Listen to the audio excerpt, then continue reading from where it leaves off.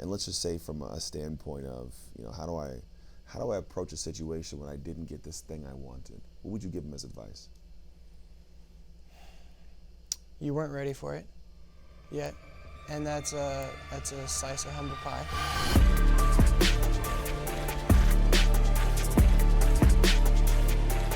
Hey, welcome back to the Dark Work Podcast. I'm your host, Anthony Trucks. Today, our guest is Brock Domann. Now, all of us live our lives with aspirations to do cool things, and sometimes those big aspirations don't pan out the perfect way, but they sometimes do pan out the perfect way. And so when we are discussing this whole great, I would call it life we unpack today, we're able to dive into some cool things, which is all around how you navigate the ups and downs of life, where you're able to see things in a different light. And I think sometimes we don't see it the light it should be, but Brock does that. He's able to kind of unpack some things in ways that give us new nuances to how we experience our world. One of the things I do like that he took away, or actually I took away from his discussion, was this idea about being QB1, right? You'll hear his journey, his battle about becoming QB1, and now a professional athlete playing overseas. And the idea is it's not just about being QB1 when you are QB1. It's about being that person that can eventually elevate to that, but also being it more than just on a football field. It's about being that QB1 for your marriage, and also at some point as a parent, as a business owner, which he also is with Conscious Quarterback. So in today's episode, dive in, take notes, pay attention, because if you do, you'll be able to leave this discussion with a great working model of how you can go into your life and create from a space where honestly you might not have seen some amazing opportunity, but it's always been sitting there. So without further ado, let's hop into the episode.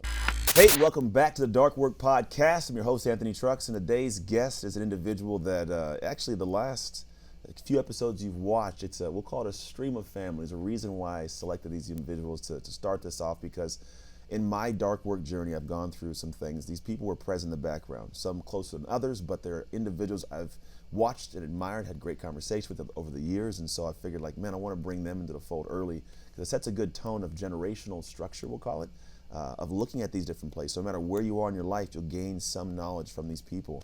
And so today we have my man Brock Domann. How you doing, sir? Wonderful, man. How are you? I'm doing well, man. Looking forward to our chat. Yeah. First one to wear a different color than black. Hey, that's right. Brought the blue. Blue's the color of honesty. Did you know that? It actually is. I only know that because I had to go study stuff for no reason whatsoever, but I know it now. And so as we go into this today, Brock is a journeyman. He played at 5 colleges. He's now a professional player for the Dresden Monarchs in Germany, which my brother was stationed in Germany. Not that it matters at all, but I just want to let you know that. So I guess schnitzel's a thing you'll be eating pretty soon. Yeah. Yeah, it should be interesting. I don't know what that is, but it sounds like it's supposed to be like their delicacy. But also on top of that, he's a guy that comes from a great stock of humans, and he's had his own crazy cool experiences. And so as we unpack this today, which is unpacking his story, his life, his dark work experiences, I want you to be able to, one, take a look at this from the side of you, right? It's not just about us talking about him. It's like, what are nuggets and ideas and lessons you can extract? So let's start with this.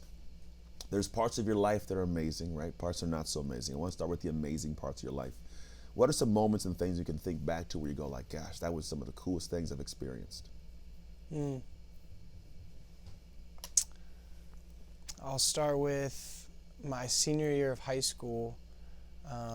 We were on a 37-game win streak with my brother. 37 wins? 37 wins in a row. That's crazy. And we lost the semifinal at Pine Creek. Yep. We lost the semifinal game my junior year, my brother's senior year. And that was supposed to be our year. Yeah. For JoJo and I to win state together. And we come back senior year, and our coaches are saying it's a rebuild year. People around the community are saying it's a rebuild year. Yep.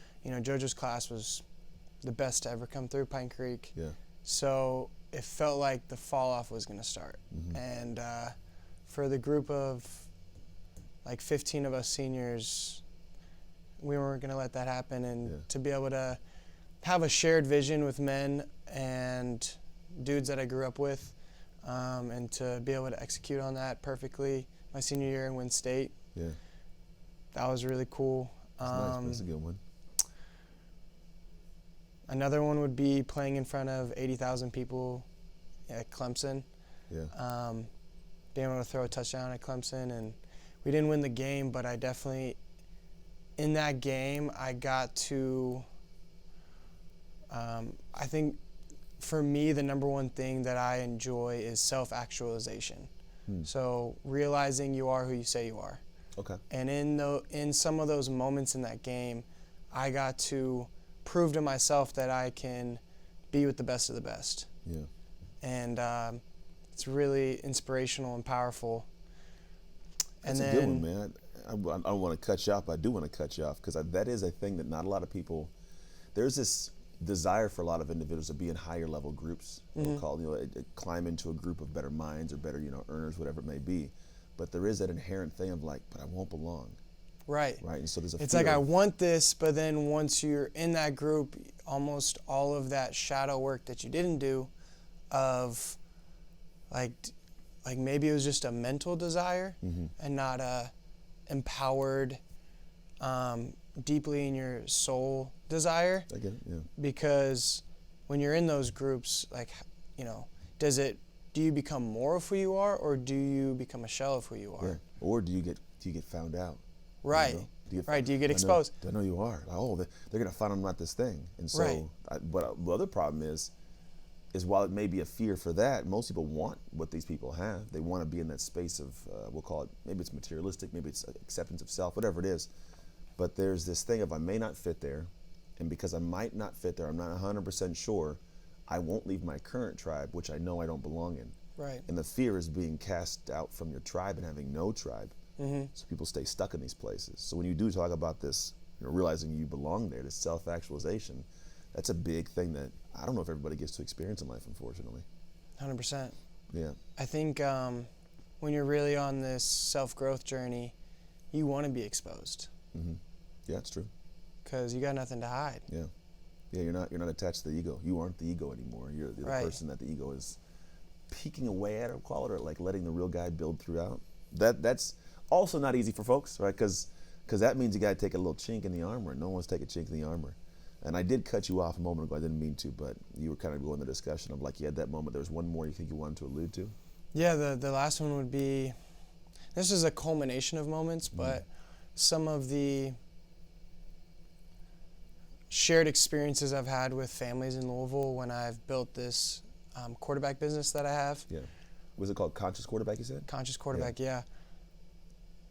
Seeing how much my journey and who I've become can help relate and be impactful to young kids and even families and their parents in different communities. And I plan on wherever I play, which is going to be all around the world, to be able to really get into the communities, because when you help others, they help you. And being intricately involved in a community at Louisville was extremely impactful for my life. Yeah, that's big, man. Well, I think communities, we all need that. Right. I always talk, so one time I went on a podcast with a buddy, and he goes, if you could snap your fingers, what would happen? Like for the world to change? And I go, we would go back to tribal days. He goes, what are you talking about? And I go, well, think about it. I live in a neighborhood. I don't know anybody 3 houses down. Like the 3rd house down, I don't know. 2 houses, yeah, but 3, don't know. And I go, but back in the day, there was just these huts, and everybody would come to the same fire. We'd cook together, sing together, talk together, have these conversations. We knew everybody, and then we would go to our huts, and you go to sleep, and the whole day was spent in community, every single thing. And there was this joy you could see, like, because the tribes that still do it, when we're not trying to bother them, right? There's this joy they have, and so I go, that is the feeling I would like to have. Now I do like my iPad and my phone, so a little different. Yeah. But the idea of the community is a big piece. I watched this episode of Zac Efron. He now has his own show, and one of the episodes he was in Costa Rica, and he got involved with this community down there of 70 families from I think 30 different countries that all decided to move to Costa Rica around the same time. Sounds about right. And they have this community where they live off the land. They even have their own waste system. They eat breakfast and dinner together. Everything they eat's from Costa Rica.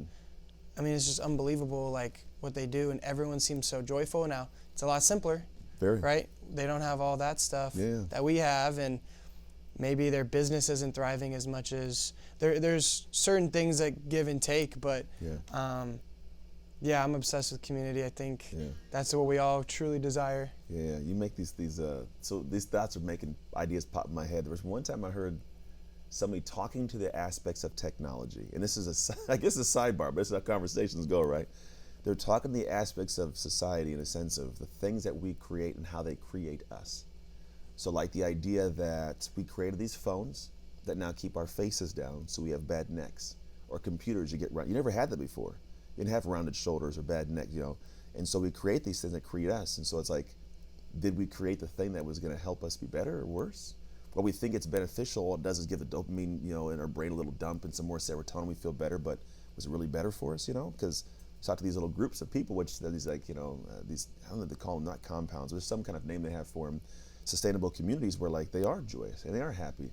Are they really lacking anything? They create something that's creating a different sense of, and really at the end of the day, we're just a collection of emotional feelings and experiences of life. So it's a good thought to talk about. But here's the thing, at some point in time, you aspired to have what you have now. You aspired to be a football player, win the state championship, all those kind of things. Take me back to a time when that was just a thought or an idea, in a sense of what was life like? What were you experiencing? What did you see? Because you come from a family that you got some activity going, right? Mom did some cool things, working for the Olympics. Your dad works for professional athletes. Like, what was life like back then when you were kind of looking at like these aspirations for yourself? Yeah, that's a great question. My journey is unique because I'm the fifth and final of the Domanns, and as you know, my family is extremely inspiring in so many ways, and so I've kind of always wanted to keep up, be part of the crew, right? Not be the one that's slacking behind. Black sheep kind of thing. Right. Yeah. Right. So I've always naturally had that ambition because, like, I mean, I came into the world and everyone in front of me is already like doing amazing things, like my mom and my dad, and then obviously JoJo and Riley like killed it through their whole childhood too of everything they did. So it was kind of just like, hey, this is what you do. Yeah. And I was also just naturally a really big dreamer. I think one moment that really changed my life forever is, and I don't know, I think this was before maybe you were in the NFL.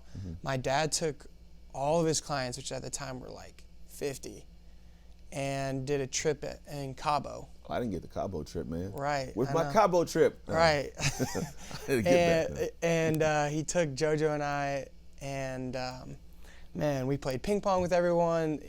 We were out on the boat with everyone, and I just saw all of his clients in one space in Cabo, this beautiful resort. And I mean, I was maybe like 5. Like, I was really young. Yeah. And I just saw freedom. I saw inspiration. I saw just like high-level people, high-level conversations, like high-character people. Yeah. And something in me clicked of like, this is like what I want to do. Gotcha. So I think for me, a big thing has been freedom. Because like, you can have all the wealth in the world, but if you're trading time for money, are you really wealthy? Yeah, are you really free? Right, are you really free? So for me, I'm really inspired by my sister because, she doesn't have the most wealth in the world, but she lives her life like a billionaire. Yeah. Like, she does what she wants, when she wants, how she wants to. She has an online business. I mean, she's in Mexico right now. Yeah. Like, she does what she wants on a day-to-day basis, and that, to me, is what I want. Yeah, I like it. But then that's it's interesting because at the same time, we don't have a ton of freedom when we're playing sports, right? Right. Kind of a especially at a Power 5 program where they got you locked up 11 so months out of the year. If you don't mind, like, so we know, can you list out the colleges you played for? Like, because you said, I said journeyman, you said it. People are probably like, what's a journeyman? Like, he's learning to be an electrician? Like, what does that mean? Yeah, so in 2017, I graduated high school. I gray-shirted at Ventura College in 2018 because they had 2 bounce-back quarterbacks, one from USC and one from Fresno State. So I wasn't going to play that year. So they gave me the option to either gray shirt or red shirt, and gray shirting would still allow my clock not to start. So I'd still have 5 to play 4. So at 18 years old, I had the decision to play the long game, and thankfully I trusted my intuition and I took that. So I gray shirted, just trained and had a blast in Southern California at Ventura College, which is like 45 minutes north of LA. Yeah. And then the second year, D1 bounce back didn't come in, so I actually got an opportunity to play. So at the quarterback position, you really need to catch breaks. Mm-hmm. That's what I've really learned in order to, just Well, like how Brock Purdy, Yeah. right. He should have never played. Mm-hmm. Caught a break. Yeah. So I caught a break that second year, played, took him all the way to the national championship game. We sadly lost, came down to the last drive. Got a scholarship the next day to Campbell University, who the head coach was Mike Minner.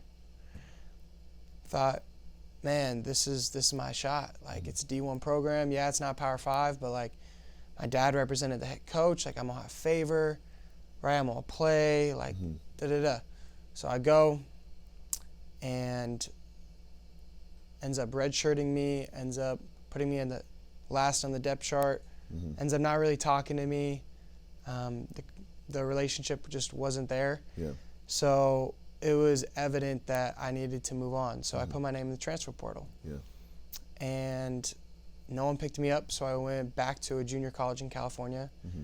COVID hit, so I was only there for 3 months. Yeah. Never played for them. Mm-hmm. Had to go to a different junior college because California JUCOs got shut down. I remember, yeah. So then I went to a junior college in Kansas, was an All-American that spring season, and then got to Louisville. Yeah.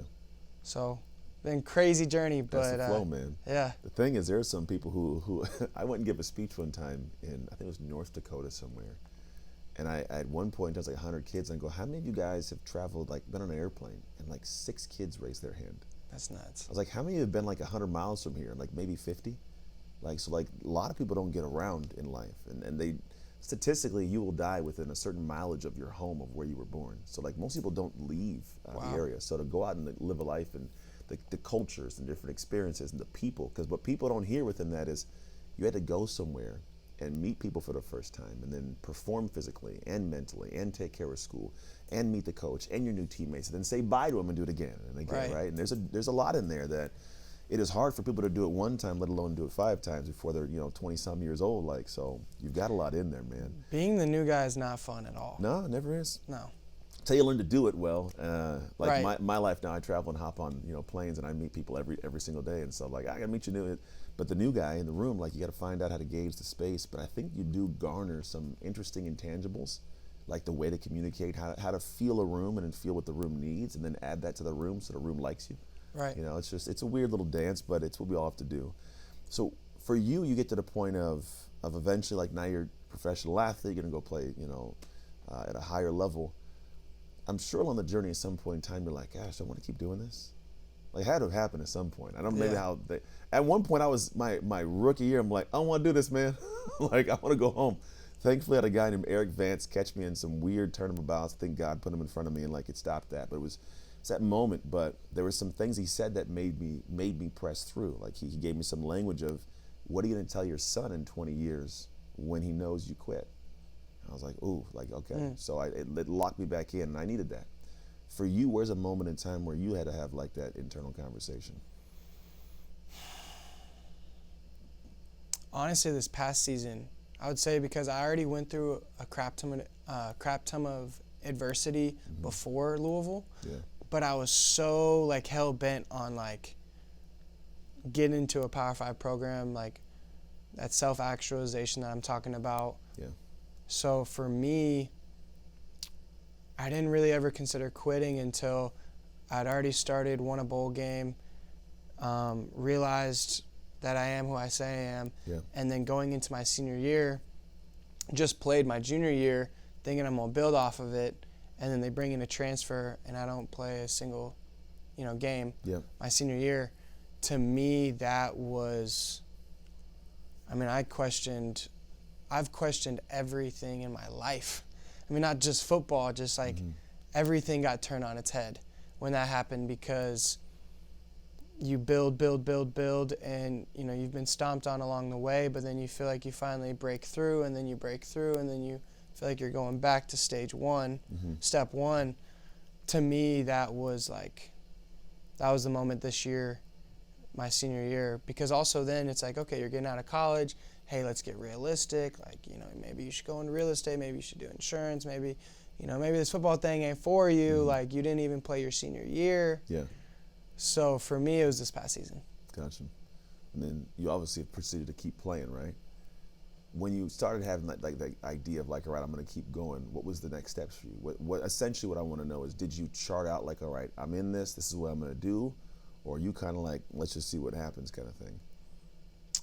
I've definitely been like, let's just see what happens. Yeah. I think what's beautiful about God is that when you just focus on your day-to-day, and for me, something I've really found that's super important is like, I need to be doing things that I have a lot of fun in. When I have fun, I have this, like, my higher self comes online. I just have this high level of beingness when I am attacking something that's fun. And football has always been fun for me. So for me, I knew if the opportunity presented itself, I would still love to play because I truly have such a genuine love for the game. Being a quarterback, I mean, it's different every day. It's not like I'm blocking the same right tackle over and over again. It's like there's so much flavoring to quarterback. So it's always fun to continue to reinvent myself. So for me, I just started having fun. I went to Tulum with my siblings. Then I went to Panama with my brother, and I got the call for Germany in Panama. And to me, it was just like a sign of like, universe going, hey, I got you. Right, like, hey, like, I got you. Like, go have fun, go do you. Like, I needed a break from ball. Like, just don't even think about it. Like, when I got that call, I had no clue if I was ever gonna play football again. Yeah, that's crazy, man. Because you ended up getting the call, and you're gonna get to go play. And I do know that there is, I think you said the word beauty to like letting things flow. Because sometimes there's a space where people plan too much. I'm big on actually designing a structure, so having some kind of a plan. Because I think we can't be, we'll call it, committed to an emotion. You get disciplined to an emotion, you're gonna fall. So you get disciplined to a plan, you're good. But I think there is something to going like, you know what, I'm gonna let things unfold. And really sometimes, I actually started saying this, I said, I don't wanna mess up the plan with my plan. And so that kind of gave me some like, all right, maybe I'm not supposed to do one plan. I got some ideas and direction, but only somebody else chart this path. I do want to go into how this is unfolding for you, but we're going to take a quick break. I want to let you guys hear from our sponsors, and we'll be right back with my man, Brock Domann. Where are you falling short of your full potential in life, and what is it costing you? See, one thing we rarely measure is the cost of our inaction. See, there's so many things set for your life that if you don't lean in and get them done, they're going to pass you by. And the truth is, it's not because you don't know what to do. It's because you are not at the level to do it. You cannot attain or sustain a vision for your life above your current identity. But what is your current identity? What should you do to make a shift in that identity? Well, the goal is you have to do the dark work, but the right dark work. To figure out where your identity is now and what dark work you must do, go to darkworkassessment.com, take the assessment, and let it clear the path for you so you can find out how to shift into your dominator's identity with a mentality of, I have done too much work in the dark to lose in the light. darkworkassessment.com, figure out where you're at. Let's get back to the episode. Hey, welcome back. We're here with Brock Domann. We're going deeper into the journey, which is this man's life. And so we've been discussing a lot of things that have to do with him. And honestly, getting a call when he was in Panama to go play professionally in Germany. And it was actually on the cusp of him not knowing whether or not he was going to continue to keep playing or not playing. So now we're in this space and you get this call. And I kind of want to figure out how has things unfolded since then, right? Were you prior to that like kind of not training? Are you back in training now? Is it like how is that kind of working itself through at this moment? Yeah, so my life's been very interesting as of late because I was always really good at like, whenever an expert or a coach or my dad or somebody would give me a plan of action or advice or coaching, I would take it full force in and truly try to apply it. Well, when I didn't play my senior year, all that fell to the wayside, and all the advice that had ever been given, I kind of just like let it go. Not because it wasn't wisdom and insight, but I think what God's really been calling me to do is like find my own intuition and to really find my own path and plan for myself. And so once the season ended in Louisville, I did take some time off training, And I've really just been taking a deep dive within myself of like, I really do believe in structure, but first the structure had to fall apart. And I'm now incrementally trying to rebuild that for myself. Yeah. So yeah, I did take about 6 weeks off, but I've been training now for the last 3 weeks, and I've been so much more fresh and ready to go. Yeah. And with a renewed spirit, and knowing that I'm going to be the guy in Germany is That feel good. brought so much back within me that, man, my training's so much more quality than it would have been if I would have just been aimlessly training. Yeah, yeah. But the absence makes the heart grow fonder a little bit, right, sometimes. May I interrupt? Sorry. His mic is kind of tucking in a little bit. Oh, no worries. That's okay. All right. Sorry. Good. So yeah, so sometimes there's that idea of like absence makes the heart grow fonder. So you have this feeling of like it's not there, and then when it comes back, it's like a new renewed energy for it, which is, I think, necessary and cool. I'm actually wondering, when you get the call, was it pure excitement from the moment, or was it like, oh my gosh, I'm about to go to Germany? Like, was there ever a thought in there of like a little apprehension to it? Definitely there was some apprehension, just because also like it wasn't my dream. Okay, Like, unpack that. My dream's always been to play at the highest level. Yeah. And so a part of me was obviously super excited, Yeah. but then there's this other part of me that had to die for a second of just like, I mean, I knew I wasn't going to the NFL when you don't play your senior year, but I was actually training and looking for, the USFL or the Canadian League, right?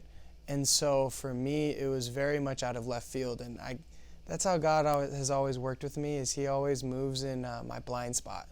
I never once thought about the German Football League. I didn't know they had Right. German football, to be honest. I was like, oh, it's dope. But I should say, scratch that. I have heard of it for sure. I used to have Europe, league and everything, so I knew it existed, but I hadn't heard of it for a long time, I think is probably the best way to say it. Right, but when I actually sunk into it and really saw the opportunity, I mean, their work-life balance is amazing. We're going to be practicing 3 days a week, and they encourage travel, which I'm just so excited that it cool. gets We'll to see, be more than just football. Yeah. Which is like honestly exactly where I'm at in life. Yeah. It's like I absolutely love and adore football and will put everything into it, but also there's this human part of me that just got out of college, that was just in the structure of a Division I program, like that is desiring that freedom that I'm going to be able to express. I think too, I get to skip all the like underwear football BS that happens before the NFL. Yeah. Combine, All of it, I remember. all that Cattle stuff, prodding. right? I did all that. Yeah. Right.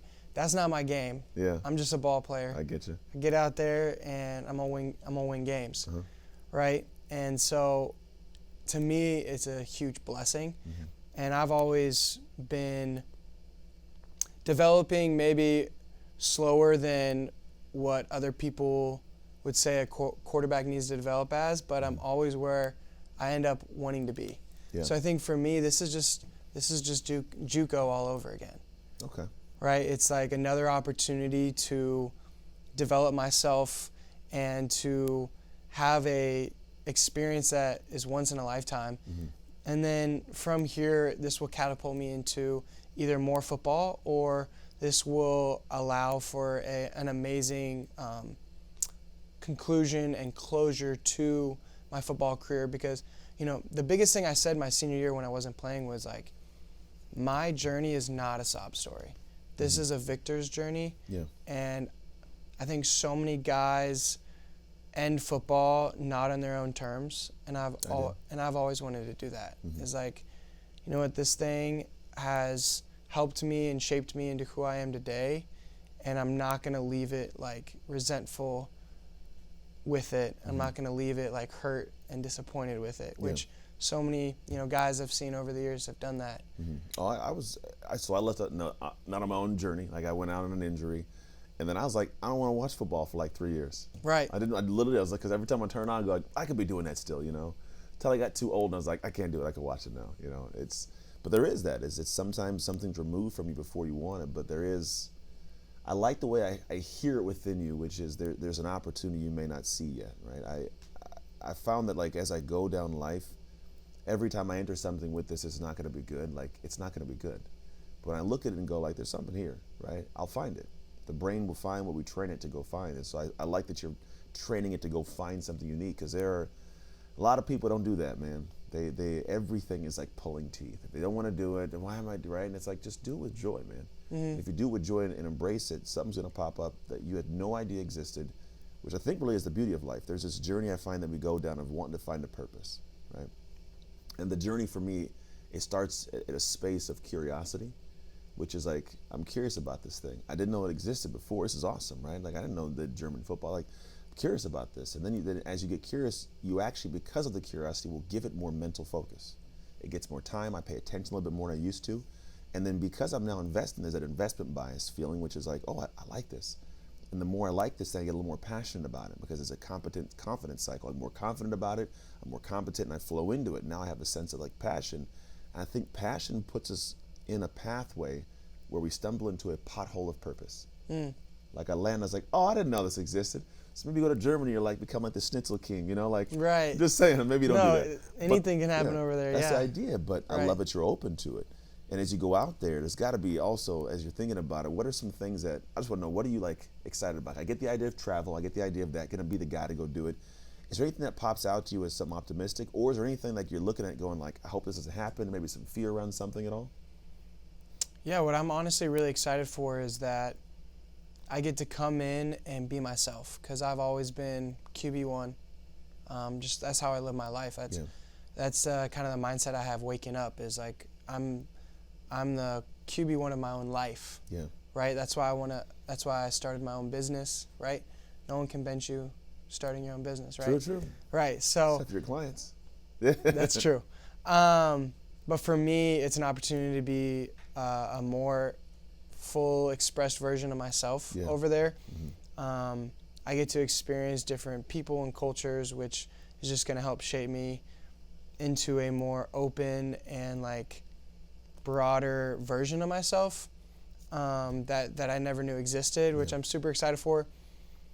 I think I'm excited to just be a part of something that means so much to that community. Like, I've really looked into it now, obviously, that I'm going, and like, it's so big over there. Like, it really is, to these cities and to these communities, to be able to come in and have a shared vision with men and go after a common goal. Like, there's nothing like that. Yeah, I agree, man. There's something cool about the idea of camaraderie, community. We had mentioned before, that kind of community feeling, and then pulling in the same direction is always kind of cool. It's kind of an awesome thing. And you will have struggles. That's kind of the part of life as you battle through it. But I do want to touch back to a place which maybe we haven't gone into yet, and maybe it's floating in the kind of segments of what we talked to. But this whole thing's about the dark work we do, right? The things we tuck into that maybe nobody saw or celebrated. Is there some place you can think to, a time, a window, when like you were actually subjected into like this moment of time where like it was just drudgery?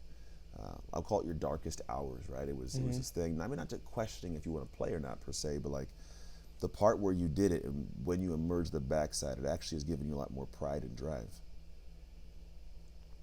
I would say my time at Campbell. Okay. The reason why is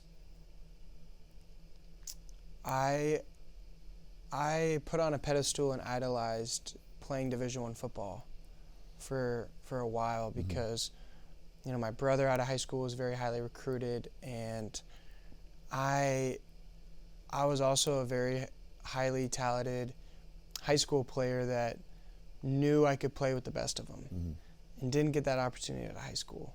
So I had this chip on my shoulder of like already feeling jaded, and then having to wait, you know, a year and a half until I even get to Campbell. And once I get there, you know, FCS ball, like, you get to say you play Division I football, but like, it's not FBS ball. You're not on stipend, so I'm still broke. It's, you know, everyone thinks they should be at the Power 5 level, so there's a bunch of arrogance and kind of that going on in the locker room. And it was just nothing of like what I thought Division I football would be. So I got to where the promised land I had in my head. And it was just desert land. Interesting. And then also, you know, just everything I said earlier about how I thought I was going to have favor with the head coach for the obvious reasons. And then for him to kind of see that dreamer in me, and see the, I was roommates with the two best guys on the team. One's a tight end for the Dolphins right now, and the other one was a 3-time All-American in FCS. And like I earned the respect of my teammates, like I did all the little things right, and then a dude that I was supposed to have favor with just totally like, opposite. Yeah. So to me, that was easily my darkest hours, because then also I put my name in the portal thinking, oh, like I'm a Division I quarterback, like I'll get picked up. Yep. Silence. Yeah.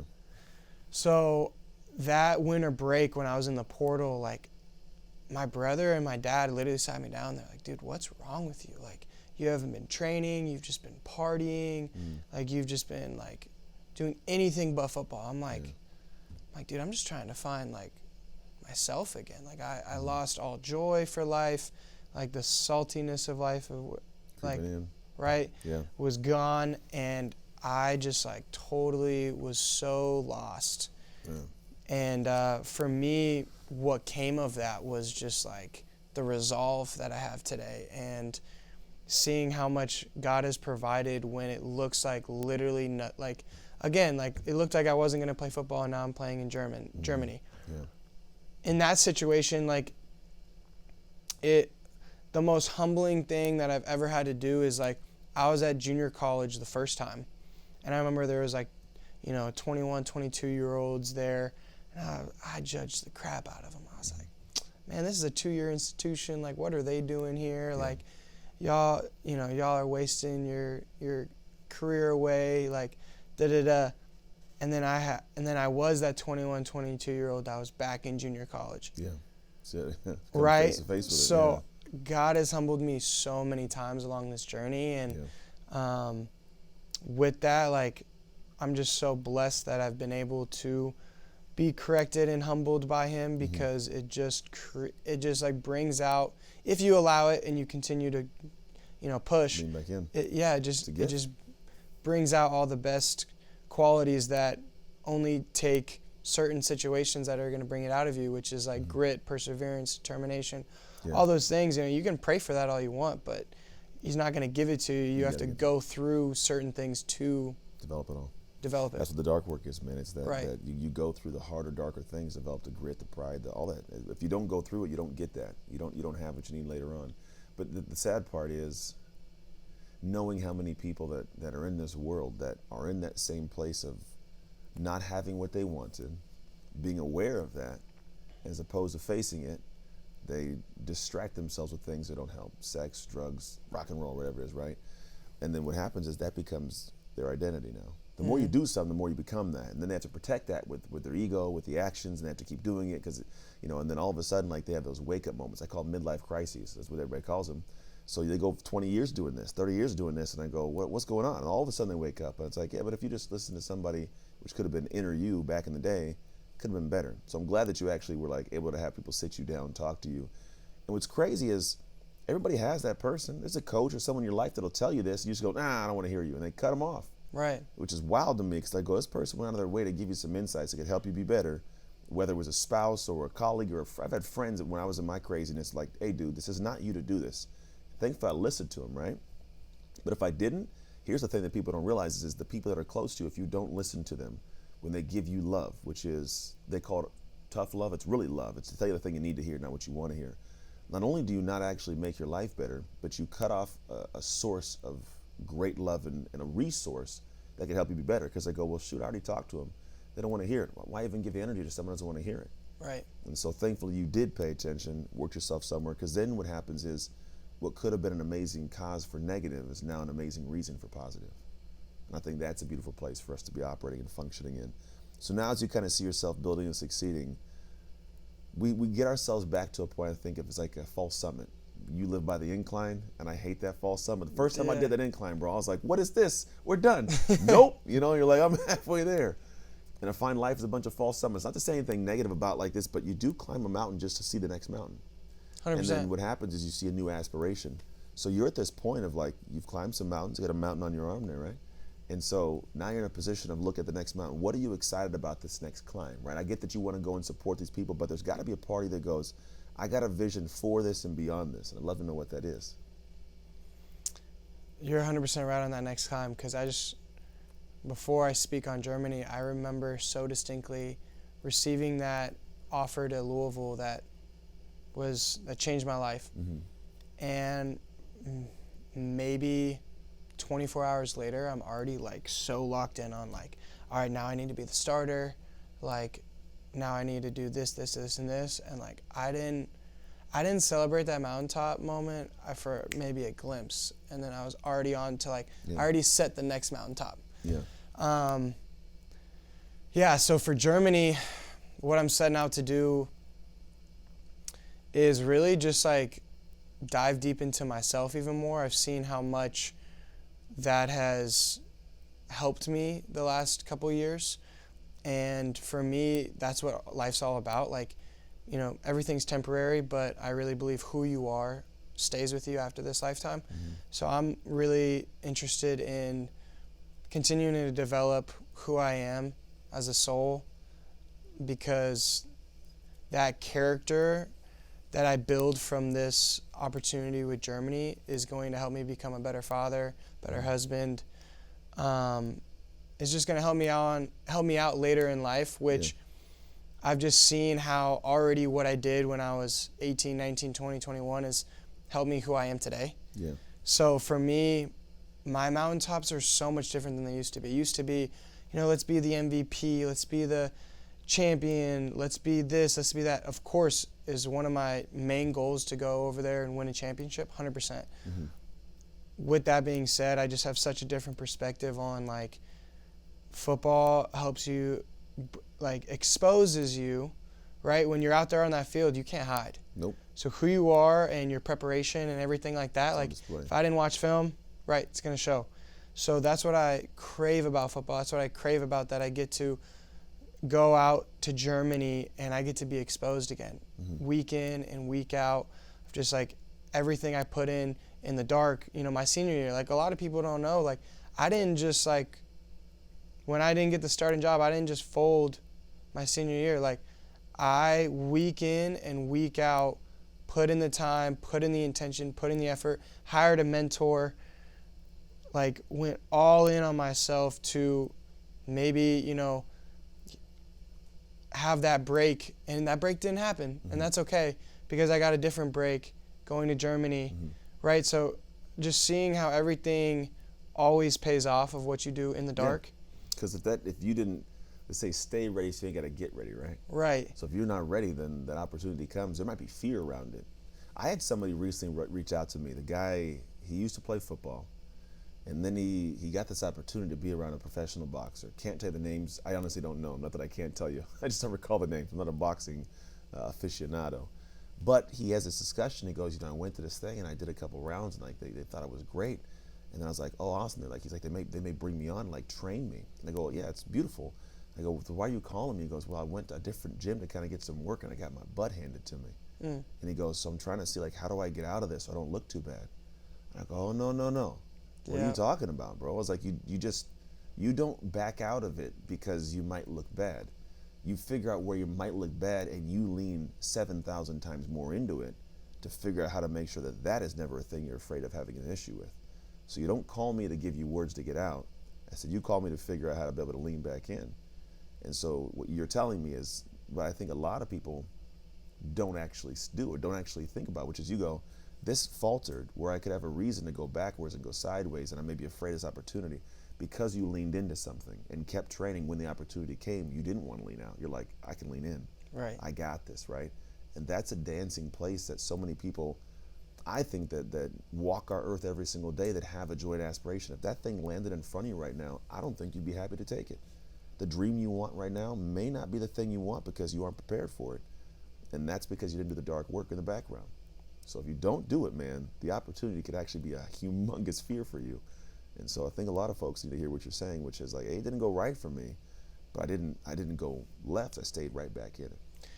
Yeah, to add on that, two things that I've really honed in on just recently is expression and embodiment. So that's the two main things that I'm going to take into Germany is I want to express the fullest of everything that God created me to be, which is an amazing person, quarterback coach in the community, and then, QB1 for Germany, and go win some freaking ball games. But then second is like, in the dark, in all the free time that I'm going to have, to truly embody that. So when, this is a stage, right? So everything I did up into this podcast, like I get the embodiment of who I am today is expressing out. Yeah. So to me, it's really just this inside out game of focus on embodiment, and then when it's time to express fully. And my avenue of wanting to do that is through football. Yeah. And then at some point it'll change. Right. Hopefully a long time from now, but at some point it'll change. But you have the tools in place because you've been developing, and you just reapply the same tools to something else. Like, it's kind of the nature of it. Like, if you think about the tools that I have, they can fix my garage, my car, my lawnmower, like all these different things, but it's the same tool because I have the tool. So for life, if we end up developing these tools the way you're talking about, I think what happens is life becomes actually a lot more fun than it actually is more, scary and crazy. If you were to have somebody, pop into your inbox or DM or something, go, hey, man, Brock, I see what you've gone through. I'm battling through some stuff. And let's just say from a standpoint of, how do I approach a situation when I didn't get this thing I wanted? What would you give them as advice? You weren't ready for it yet. And that's a slice of humble pie. Because God gives you things when you're ready for them. And it's actually such a blessing that it's delayed, because then if you truly hunker down and go 10 toes in, when it does come later on, you're going to be that much more grateful for it. You're going to be able to soak it in that much more. There's so many things that I would have taken for granted. Just seeing how I was at, 16, 17, 18, if I would have got, Louisville right out of high school, I never would have played. I wasn't developed into the man and quarterback that I needed to be. Yeah. And that's a tough thing to actually look at, because I was such a dreamer, and I still am. And I've always thought I'm a lot better than I actually am. So what I would say to that person is, like, take a step back, like really actually look at yourself. How are you actually? Not who you think you want to be or who you tell your friends you are, right? It's like really humble yourself, see where you're really at, see what's the gap between who you are now and who's that guy that then is in the embodiment of that dream, and become that. And obviously that's a lot easier said than done, but when you write down what you truly want, and then you write out, the most important part is not what you truly want, it's when you write out what type of person and what kind of daily habits does that person have to be in a day-to-day basis of that guy who has that dream, and to live that out. And I'm still working on that. Yeah, me too. Yeah. There's always new things that pop up, but I agree, man. There's essentially, it's like when they say, if you want to fall in love, right, with the right person, become that person. 100%, right. It's like I got to do the things that bring that to me, and sometimes it comes when you don't expect it in a good way, and sometimes when you want it, it's not the time for it. So I love that perspective, man. I've got some good nuggets here, and I appreciate you coming and sharing your heart, of course, and all the stuff you do. Those of you guys who are tuned in, thank you so much for hanging out with us. Where would I send people that want to be able to follow your journey? Yeah, I got a website, brockdomann.com, or Instagram, bdomann19. bdomann19, that's 2 N's, and Brock is BROCKDOMANN.com. But yes, again, thank you guys for hanging out with us. Here's the thing, you listen to this whole conversation. If you want to make amazing, vast change for your life, it's not going to happen because you listen. It's going to happen because you acted. There's a lot of ways you can act, but I'm going to tell you some things that I looked at from our discussion, which was pretty cool. I love the idea that he talks through. If you look at some blessing you don't have, it might have been that you weren't ready for it, right? And sometimes we have to own that. Like, I wasn't ready for the thing that came towards me. Much as I hate that it's not in here, like maybe it gives you the moment you need to go towards another thing that opens up a new opportunity in the future. But this was a reason for you to get better. So lean into that.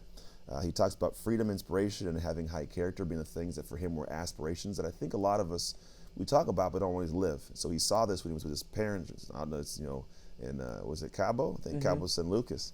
And I think that's true. Sometimes we have to get around these things to really immerse ourselves and see and feel like that's what that looks like. And so maybe you got to go jump into a group of humans that maybe you don't feel like you belong, but being around that gets you to raise your level of expectation. I know there's that great statement that says, you are the average of the 5 people you surround yourself with. I actually think it's partially a lot true, but there's a piece missing. I think you're the average of the expectations of the 5 people you surround yourself with. Yeah. If I have high expectations within my peer group to raise levels, we raise levels. But if we're all content here, we stay here. That's why you could love your friends that are great, but if you're all robbing banks, not a good group to be with, right? The idea is raise the elevated level. So those things are some cool opportunities, I think, things that I took away as ideas that you should be able to take too. And I think one of the things he said is earlier is that opportunity wasn't the dream. Meaning, sometimes we'll have these dreams like the NFL he had, but the opportunity that he actually has was not the dream. But sometimes the things that we want, we do get in life and we go, I don't even want this, right? Like you fight for this job, but you get the job and go, God, I never see my family anymore. I don't like this, right? So the idea is sometimes the opportunity you have becomes the dream in time, but only if you give it the energy it's supposed to have and you don't show up with this lackluster energy like some would do when they don't get what they want. So approach life with a vastly different perspective, because what you have inside of your life right now might be a problem to your mind, but it might be an opportunity for your future. So if you gain some knowledge like I have gained some knowledge, go apply that stuff. Make sure you go and subscribe to the podcast, rate, review, and if you heard something that you know somebody else needs to hear, but you are too close for them to hear you, plant the seed by sending this right to them. Click the link, put it in the email, you can send it in their DM, whatever you want to do, get it out to the world. Outside of that, go into the world and do that dark work so you can win in the light. It's Anthony Trucks and Brock Domann signing out.